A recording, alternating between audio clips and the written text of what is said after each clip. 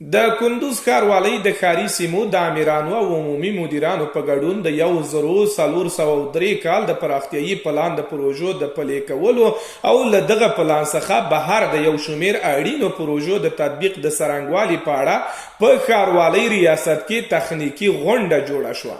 د کندوز ښاروال قاري ګلنبي انس په دې غونډه کې د 1403 لمریز کال پراختیايي پلان د ښه تنظیم او تطبیق په موخه د متوازن انکشاف پر اصل ټینګار وکړ او وی ویل د ښار اساسي اړتیاو د پوره کولو لپاره باید نوې رغنیزې پروژې په لومړیتوب کې ونیول شي. د کندوز ښاروال د ماستر پلان د وضاحت له مخې د حلقوي سړکونو د جوړولو په موخه مسؤلینو ته لارښوونه وکړه چې د یو شمېر سړکونو دقیقه سروي وکړي او ډیزاین یې معیاري کړي. د یادولو وړ ده چې د کندوز ښاروالۍ اداره دا مهال د ښار د یو شمېر لویو او ثانوي سړکونو د ډیزاین او جوړولو په برخه کې عملي کار روان کړی دی.